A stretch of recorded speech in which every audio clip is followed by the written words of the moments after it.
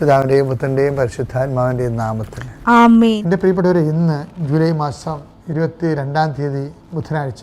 അമ്മേ പരിശുദ്ധ അമ്മേ, അമ്മേ പരിശുദ്ധമേ, ദൈവമാതാവേ, കൃപാസനത്തിലൂടെ ഞങ്ങൾക്കും ഞങ്ങളുടെ ദേശത്തിനും അമ്മ മധ്യസ്ഥം തേടി തന്ന എല്ലാ അനുഗ്രഹങ്ങൾക്കും കൃപകൾക്കും ഞങ്ങളിപ്പോൾ ഹൃദയം നിറഞ്ഞ നന്ദി പറയുന്നു.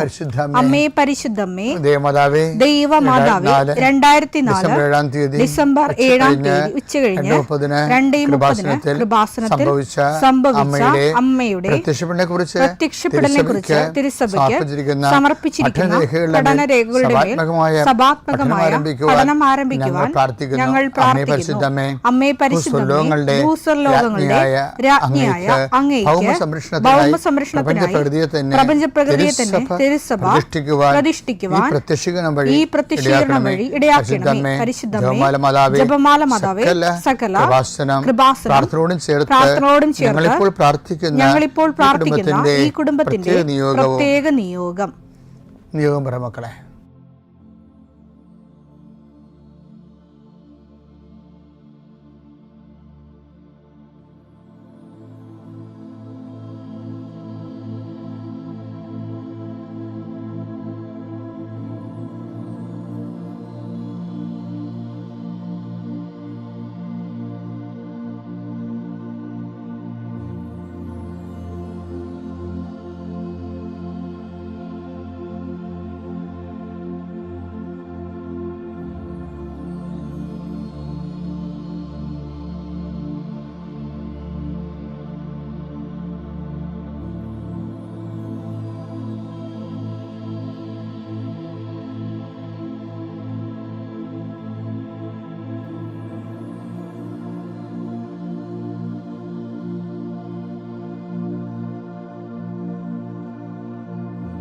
അമ്മയുടെ പ്രത്യക്ഷീകരണത്തിന്റെ ഈ അനുഗ്രഹവേളയിൽ ഞങ്ങൾക്ക് സാധിച്ചു തരുവാൻ കനിയണമേ. ആമേൻ. വിശ്വാസ പ്രമാണം. സർവശക്തനായ പിതാവും ആകാശത്തിന്റെയും ഭൂമിയുടെയും സൃഷ്ടാവുമായ ദൈവത്തിൽ ഞാൻ വിശ്വസിക്കുന്നു. അവിടുത്തെ ഏകപുത്രനും ഞങ്ങളുടെ കർത്താവുമായ ഈശോ മിശിഹായിലും ഞാൻ വിശ്വസിക്കുന്നു. ഈ പുത്രൻ പരിശുദ്ധാത്മാവിനാൽ ഗർഭസ്ഥനായി കന്യകാമറിയത്തിൽ നിന്ന് പിറന്ന് പൊന്തിയോസ് പീലാത്തോസിന്റെ കാലത്ത് പീഡകൾ സഹിച്ച് കുരിശിൽ തറയ്ക്കപ്പെട്ട് മരിച്ച് അടക്കപ്പെട്ട് പാതാളങ്ങളിൽ ഇറങ്ങി മരിച്ചവരുടെ ഇടയിൽ നിന്ന് 3-ാം നാൾ ഉയർത്ത് സ്വർഗത്തിലേക്ക് എഴുന്നള്ളി സർവശക്തിയുള്ള പിതാവായ ദൈവത്തിന്റെ വലതുഭാഗത്തിരിക്കുന്നു. അവിടെ നിന്ന് ജീവിക്കുന്നവരെയും മരിച്ചവരെയും വിധിക്കുവാൻ വരുമെന്നും ഞാൻ വിശ്വസിക്കുന്നു. പരിശുദ്ധാത്മാവിലും ഞാൻ വിശ്വസിക്കുന്നു. വിശുദ്ധ കത്തോലിക്കാ സഭയിലും പുണ്യവാന്മാരുടെ ഐക്യത്തിലും പാപങ്ങളുടെ മോചനത്തിലും ശരീരത്തിന്റെ ഉയർപ്പിലും നിത്യമായ ജീവിതത്തിലും ഞാൻ വിശ്വസിക്കുന്നു. ആമേൻ. സുഖസ്ഥനായ ഞങ്ങളുടെ പിതാവേ, അങ്ങയുടെ നാമം പൂജിതമാകണമേ. അങ്ങയുടെ രാജ്യം വരണമേ. അങ്ങയുടെ തിരുമനസ് സ്വർഗത്തിലെ പോലെ ഭൂമിയിലും ആകണമേ. അന്നു വേണ്ടുന്ന ആഹാരം ഇന്ന് ഞങ്ങൾക്ക് തരണമേ. ഞങ്ങളോട് തെറ്റ് ചെയ്യുന്നവരോട് ഞങ്ങൾ ക്ഷമിക്കുന്നത് പോലെ ഞങ്ങളുടെ തെറ്റുകൾ ഞങ്ങളോടും ക്ഷമിക്കണമേ. ഞങ്ങളെ പ്രലോഭനത്തിൽ ഉൾപ്പെടുത്തരുതേ, തിന്മയിൽ ഞങ്ങൾ രക്ഷിക്കണമേ. ആമേൻ. നന്മ നിറഞ്ഞ മറിയമേ, സ്വസ്തി. കർത്താവ് അങ്ങയുടെ കൂടെ സ്ത്രീകളിൽ അങ്ങ് അനുഗ്രഹിക്കപ്പെട്ടവളാകുന്നു. അങ്ങയുടെ ഉദരത്തിൻ ഫലമായി ഈശോ അനുഗ്രഹിക്കപ്പെട്ടവനാകുന്നു. പരിശുദ്ധ മറിയമേ, തമ്പുരാന്റെ അമ്മേ, പാപികളായ ഞങ്ങൾക്ക് വേണ്ടി ഇപ്പോഴും ഞങ്ങളുടെ മരണസമയത്തും തമ്പുരാനോട് അപേക്ഷിക്കണമേ. ആമേൻ. കർത്താവേ, നിന്റെ ഉന്നതമായ നാമത്തിന് സ്വസ്ത്രം ചെയ്യുന്നു. കർത്താവേ, നിന്റെ വിശുദ്ധ പൗരോഹിത്യത്തെ മഹത്വപ്പെടുത്തണമേ. കർത്താവെ, സഭയിലുള്ള സാന്നിധ്യം പ്രകടമാക്കണമേ. 40 വർഷം ഞാൻ അർപ്പിച്ച കൃപാനയുടെ യോഗ്യതയാണ്. കൃപാസ്ഥാനത്താരെ ജീവനോടെ പ്രത്യക്ഷപ്പെട്ട മാതാവിൻ്റെ മധ്യസ്ഥതയിൽ ഇന്ന് ജോലിക്ക് പോകുന്ന എല്ലാവരെയും ഈശോനാമത്തെ ഏൽപ്പിക്കുന്നു. നിങ്ങൾ കണ്ടുമുട്ടുന്ന വ്യക്തികളെ കർത്താവിൻ്റെ നാമത്തിൽ അനുഗ്രഹിക്കപ്പെടുകയും നിങ്ങൾ തമ്മിൽ സംസാരിക്കുന്ന വിഷയങ്ങൾ കർത്താവിൻ്റെ സംരക്ഷണത്തിലായിരിക്കുകയും ചെയ്യട്ടെ. നിങ്ങൾ യാത്ര ചെയ്യുന്ന വാഹനങ്ങളെ കർത്താവ് സംരക്ഷിക്കട്ടെ. യാത്ര തുടങ്ങിയ അവസാനം വരെ നിൻ്റെ ആകുലതകൾ, നിനക്ക് ആകുലത ഉണ്ടാക്കാൻ സാധ്യതയുള്ള വ്യക്തികളെ കർത്താവ് വഴിമാറ്റി വിടുകയും വേസ്റ്റായിട്ടുള്ള ടോക്കുകൾ ഉണ്ടാവാതിരിക്കാൻ കർത്താവ് നിന്നെ ബന്ധിക്കട്ടെ. നിൻ്റെ മനസ്സിനെ ഭരിപ്പിക്കുകയും പ്രയാസപ്പെടുത്തുകയും ഭാരപ്പെടുത്തുകയും ചെയ്യുന്ന വ്യക്തികളെ കണ്ടുമുട്ടാതിരിക്കാനും ആ സിറ്റുവേഷൻ ഒഴിവാകാനും കർത്താവ് നിന്നെ സഹായിക്കട്ടെ.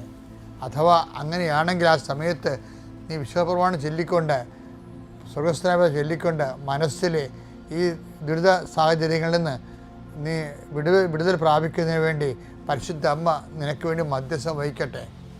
ജോലി യാത്ര, പരീക്ഷയ്ക്കുള്ള യാത്ര, പരീക്ഷാ സമയം കർത്താവ് നിന്നെ അനുഗ്രഹിക്കട്ടെ. ഇൻ്റർവ്യൂവിൻ്റെ സമയം കർത്താവ് നിന്നെ അനുഗ്രഹിക്കട്ടെ. നിൻ്റെ നല്ല റിസൾട്ടുകൾ നിനക്ക് വരാൻ ഈ റിസൾട്ട് കാത്തിരിക്കുന്നവരെ കർത്താവ് ആശീർവദിക്കട്ടെ.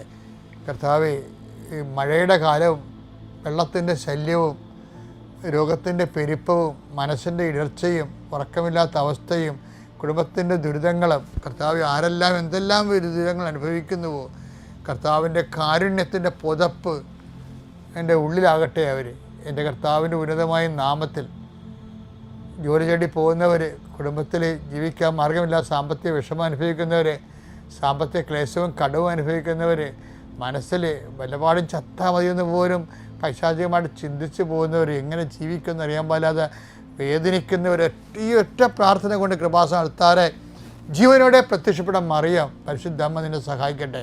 ഇന്ന് പ്രസവം നിശ്ചയിച്ചിരിക്കുന്നവർ, ഇന്ന് ഓപ്പറേഷൻ നിശ്ചയിച്ചിരിക്കുന്നവർ, ഇന്ന് ആശുപത്രി പോകുന്നവർ, ഇന്ന് ടെസ്റ്റിന് പോകുന്നവർ, ടെസ്റ്റിൻ്റെ റിസൾട്ടിന് പോകുന്നവർ, ഡ്രൈവിങ്ങിൻ്റെ ലൈസൻസിന് പോകുന്നവർ, അതിൻ്റെ ടെസ്റ്റിന് പോകുന്നവർ, കർത്താവെ എല്ലാവരെയും നിൻ്റെ നാമത്തിൽ ഞാൻ ആശീർവദിക്കുന്നു. കർത്താവെ ഇന്ന് തുടക്കം കുറിക്കുന്ന ഓരോരോ കാര്യങ്ങളുണ്ട്.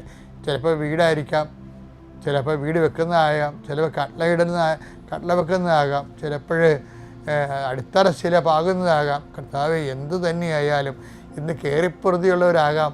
അങ്ങനെയുള്ള എല്ലാ മേഖലകളും, വിവാഹം അന്വേഷിക്കുന്ന ഉൾപ്പെടെ, അടിയന്തരങ്ങൾ നടക്കുന്ന ഉൾപ്പെടെ, നിൻ്റെ വീട്ടിൽ നടക്കുന്ന മുഴുവൻ കാര്യങ്ങൾ, നീയുമായി ബന്ധപ്പെട്ട മുഴുവൻ കാര്യങ്ങൾ 40 വർഷം ഞാൻ അർപ്പിച്ച കൃപാൻ്റെ യുഗതയാൽ കൃപാസ്ഥാനത്താറെ ജീവനോടെ പ്രത്യക്ഷപ്പെട്ട മാതാവിൻ്റെ മധ്യസ്ഥത്താൽ നിൻ്റെ ജീവിതവും ജീവിത ചുറ്റുപാടുകളും സഹപ്രവർത്തകരും സഹസഞ്ചാരികളും കർത്താവിൻ്റെ നാമത്തിൽ അനുഗ്രഹിക്കപ്പെടട്ടെ.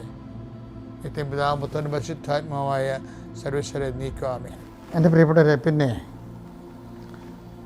റിൻസി ജോസഫ് എന്ന് പറഞ്ഞ മോള് സാക്ഷ്യം പറയാറ് നല്ലൊരു രസമുള്ള സാക്ഷ്യമാണ് ഈ ദിവസം. അപ്പം അവർക്ക് 4ാമത്തെ കുഞ്ഞിനെ വേണം. അപ്പോൾ അവർ പ്രഗ്നൻ്റ് ആയപ്പോൾ മാതാവിൻ്റെ അടുത്ത് അവർ ഉടമ്പടി, നല്ല പക്ക ഉടമ്പടിയിലാണ്. മാതാവിനോട് പറഞ്ഞ് മാതാവ് ഇതിൽ ആൺകുഞ്ഞെ കൊള്ളാമെന്ന് പറഞ്ഞ് മനസ്സിൽ വിചാരിച്ചതാണ്. പക്ഷേ അമ്മയോട്ട് അവർക്ക് ഇങ്ങനെ ഉടമ്പടി ത്രൂ കമ്മ്യൂണിക്കേഷനുള്ള ആ സ്റ്റേജിലെത്തിയായിരുന്നു. അപ്പം അമ്മ രാത്രി ഇവളോട് സംസാരിച്ചു, നിനക്ക് ആൺകുഞ്ഞാണ് ലഭിക്കാൻ പോകുന്നത്, അവൻ്റെ പേരിൽ അവന് എൻ്റെ സംരക്ഷണം ലഭിക്കാൻ വേണ്ടി നീ അവന് മിഖായേൽ മറിയം എന്ന് പേരിടണമെന്ന് പറഞ്ഞു. നമ്മൾ ആൾക്കാർക്കൊക്കെ പേരിടുന്നില്ലേ? അപ്പോൾ അത് എന്തിനാണെന്ന് വെച്ചാൽ നമ്മുടെ പൂർവ്വപിതാക്കന്മാർ വിശുദ്ധന്മാരുടെ പുണ്യാളന്മാരുടെയൊക്കെ പേരിടുമായിരുന്നു. എന്തിനാണെന്ന് വെച്ച് കഴിഞ്ഞാൽ സംരക്ഷണം ലഭിക്കാനാണ്, ആ വിശുദ്ധൻ്റെ സംരക്ഷണം ലഭിക്കാനാണ്. നമ്മളുടെ ഒരു 1970 ശേഷമുള്ള 75 ശേഷമുള്ള മാതാപിതാക്കന്മാർക്ക് എവിടെയോ വെച്ച് സഭയിൽ നല്ലൊരു ഗ്യാപ്പ് വന്നായിരുന്നു. ഞാൻ ആ കാലങ്ങളൊക്കെ പള്ളിയിൽ പോകുമ്പോൾ ഓർക്കുന്നുണ്ട്, പള്ളികളിൽ ആളൊക്കെ ഇല്ലായിരുന്നു, ആൾ കുറവായിരുന്നു. അപ്പോഴെന്താ വെച്ച് കഴിഞ്ഞാൽ ഇവർ സഭയിൽ ലോകാരൂപികൾ കൂടിയായിരുന്നു. പിന്നീട് കരിസ്മാറ്റിക് മൂവ്മെൻറ്റ് വന്നപ്പോഴാണ് ഈ പഴയ അരൂപി തിരിച്ചു വരാൻ തുടങ്ങിയത്. പഴയ അരൂപിലേക്ക് സഭ തിരിച്ചു വരാൻ പറ്റും. ഇതൊക്കെ നമ്മൾ നിഷേധിക്കാൻ പറ്റത്തില്ല. അപ്പോൾ ഈ ഒരു കാലഘട്ടത്തിൽ ജീവിച്ച മാതാപിതാക്കന്മാരെല്ലാം അൺക്രിസ്ത്യൻ പേരുകളാണ് മക്കൾക്കിട്ടത്. അത് അവരെ വളർത്തുന്ന പട്ടിയുടെ പേര് വരെ ഇട്ടിട്ടുള്ളവരുണ്ട്. അവരെ വളർത്തണമെന്നല്ല, അറിയാത്തില്ല, ഒരു പേരിട്ട് വെക്കും. എന്തെങ്കിലും തിരക്ക് പിടിച്ച് വരുമ്പോൾ ഏതെങ്കിലും ഒരു പട്ടിയുടെ പേരായിരിക്കും. അത്രയും വളരെ മോശമായി പോയായിരുന്നു. അല്ല, അത് പേരിൻ്റെ അകത്ത് എന്ത് കാര്യമുണ്ടെന്നല്ല, അതിൻ്റെ അകത്ത് ജാതിയും വർഗീയതയൊന്നും അല്ല പ്രശ്നം. അതായത് നമ്മുടെ പൂർവ്വപിതാക്കന്മാർ ചെയ്തുകൊണ്ടിരുന്നത് അവർക്ക് ആ വിശുദ്ധൻ്റെ സംരക്ഷണം ലഭിക്കാൻ വേണ്ടിയാണ്. അപ്പോൾ വിശ്വാസം പോയൊരു തലമുറയാണ് അവിശ്വാസമായ പേരുകൾ ഇട്ടത്. അത് ഇപ്പോൾ എന്തുമാത്രം പല പേരുകളും നോക്കുമ്പോൾ ഇപ്പോൾ അവർ ക്രിസ്ത്യനാണ് ചേർക്കാൻ വേണ്ടി അപ്പൻ്റെ പേര് ചേർത്താ ഇടണത്. എന്തൊരു ബാധ്യതയാണ്. അപ്പൻ്റെ പേരോട് ചേർത്താൽ മാത്രമേ അവർക്ക് മനസ്സിലാകത്തുള്ളൂ അത് ക്രിസ്ത്യൻ പേരാണെന്ന്. അപ്പം എന്തുകൊണ്ടാണ് ഇങ്ങനെ വരണമെന്ന് വെച്ച് കഴിഞ്ഞാൽ ഈ പിന്നീട് വന്ന ഒത്തിരി ഒരു 2000-ന് ശേഷം ബിബ്ലിക്കലായിട്ടുള്ള പേരുകൾ വന്നിട്ടുണ്ട്. നമ്മൾ കേൾക്കുമ്പോൾ ഇപ്പോൾ ക്രിസ്ത്യാനാണോ നോൺ ക്രിസ്ത്യാനാണോ അറിയത്തില്ലെങ്കിലും ആ പേര് ബിബ്ലിക്കലായിരിക്കും. അത് നല്ലൊരു ശതമാനം പേരും അങ്ങനെ വിശ്വാസത്തിൻ്റെ വെളിച്ചം പോലുള്ള പേര് കേട്ടിട്ടുണ്ട്. അപ്പോൾ ഞാനിവിടെ പറഞ്ഞത് അങ്ങനെയല്ല. ഈ റിൻസി ജോസഫ് മാതാവ് പറയണത് അവൻ ആൺകൊച്ചാണെങ്കിലും അവന് മറിയോ എന്ന് പേരിടണമെന്ന് പറഞ്ഞു. കാര്യം എന്തിനാണ്? എൻ്റെ സംരക്ഷണം ലഭിക്കാനാണ്. അപ്പോൾ അവർക്ക് ഭയങ്കര രണ്ട് വിഷയമാണ്. ഇനി റിൻസി ജോസഫിൻ്റെ വിശ്വാസ നിലവാരം 2 സ്ഥലത്ത് വെച്ച് ഇങ്ങനെ വിറങ്ങലിക്കണ കാണാം. ഒരു പ്രാവശ്യം വിറങ്ങലിച്ചെന്ന് പറയണത് ഈ കൊച്ചിനെ സ്കാൻ ചെയ്യുമ്പോൾ ഡോക്ടർ പറയും ഇതിൻ്റെ സ്പൈനൽ കോഡ് കാണാനില്ല, അതുകൊണ്ട് ഇത് പെങ്കൊച്ചക്കാരാണ് സാധ്യത എന്ന് പറയും. അപ്പോൾ ഇവൾ ഉടനെ ഡെസ്പായിട്ട് മാതാവിനോട് പറയും, മാതാവ് ഞാൻ നിന്നോട് ആൺകൊച്ചല്ലേ ചോദിച്ചതെന്ന് പറയും. അപ്പോൾ കുറച്ച് കഴിയുമ്പോൾ ആ ആശുപത്രിയുടെ സ്കാനിങ് റൂമൊക്കെ ചാര കളറായിട്ട് മാറും. അപ്പോൾ നിങ്ങൾക്ക് ഈ വിശ്വാസം ഇല്ലാത്തവർക്ക് ഇത് കേൾക്കുമ്പോൾ ഭയങ്കര ഒരു ബ്ലിങ്കിങ് ആയിട്ടുള്ള സംഭവമായിട്ട് തോന്നുന്നു. അങ്ങനെയല്ല, വിശ്വാസിയുടെ അനുഭവത്തിൻ്റെ അപ്പുറത്ത് എന്താ ഉള്ളത്. അപ്പോൾ ഈ റിൻസി പറയണത് ഇൻക്ലൂഡിങ് ദ കർട്ടൻ ക്ലോത്ത് ഇതെല്ലാം സിൽവർ ഗ്രേ ആയിട്ട് ചേഞ്ച് ചെയ്യുന്നു. ആ സെക്കൻഡിൽ വീണ്ടും സ്കാൻ ചെയ്യുമ്പോൾ സ്പൈനൽ കോഡ് കാണുകയും ഇത് ആൺകുഞ്ഞാണെന്ന് ഡോക്ടർ പറയുകയും ചെയ്യും. അപ്പോൾ അവൾ പറയണത്, ആ കുട്ടി പറയണത്, മാതാവ് എൻ്റെ ആശങ്കകൾ കേട്ട് നേരിട്ട് അവിടെ സഞ്ചാരി മാതാവ് എത്തിയാണ് ചേഞ്ച് ചെയ്യണം എന്നൊക്കെ പറയണം. പക്ഷേ അതിൻ്റെ വിഷയം എന്ന് വെച്ച് കഴിഞ്ഞാൽ അമ്മ നേരത്തെ പറഞ്ഞായിരുന്നു അവൻ്റെ പേര് മിഖായേൽ മറിയോ എന്നാണ്. അപ്പോൾ ഇവൾക്ക് വേറൊരു പ്രശ്നം വന്നായിരുന്നു. മിഖായേൽ ഓക്കെയാണ്, പക്ഷേ ഞങ്ങളുടെ കുടുംബത്തെ എല്ലാവർക്കും 6 ചേർത്തുള്ള പേരാണ്. അപ്പോൾ ദൈവമായിട്ട് ഗുസ്തിയാണ്. ഒരു പേരുണ്ടാക്കി അതിനെ ഋതം ഉണ്ടാക്കി വെച്ചിരിക്കുകയാണ്. അപ്പോൾ അമ്മ പറഞ്ഞ് ഇതാണ് നമുക്ക് വരുന്ന പ്രശ്നമേ. ദൈവ ആലോചന ഒന്നും ചെയ്യത്തില്ല, സ്വന്തമായിട്ട് അങ്ങോട്ട് കീച്ചു. എന്നിട്ട് അതിൻ്റെ അകത്ത് ആ പാളത്തേക്ക് കയറി സ്റ്റിക്ക് ഒണിച്ചിട്ട് കിടക്കും, ഉടുമ്പിനെ പോലെ അള്ളിപ്പിടിച്ച് കിടക്കും. അമ്മ പറഞ്ഞ ഒരു മിഖായേൽ. അപ്പോൾ ഇവൾ പറഞ്ഞ് 6 ആണല്ലേ ഞങ്ങളുടെ വീട്ടിലെല്ലാവർക്കും, എങ്ങനെയാണ് മിഖായേൽ ആരണത്? അപ്പോൾ ഇവർക്ക് അത് ശരിയാണോ, എനിക്ക് കേട്ടതാണോ എന്നറിയാൻ പറ്റാതെ ഇവൾ വിശ്വാസപ്രമാണം ചൊല്ലി വചനം എടുത്ത് ഓപ്പൺ ചെയ്യുമ്പോൾ അവൻ മിഖായേൽ എന്ന് വിളിക്കപ്പെടുന്ന ഒരു ഭാഗം കിട്ടി. ആ ഫസ്റ്റ് കിട്ടി. അപ്പോൾ അവൾക്ക് ബോധ്യമായി ആ അമ്മയാണ് അത് ചെയ്തതെന്ന്.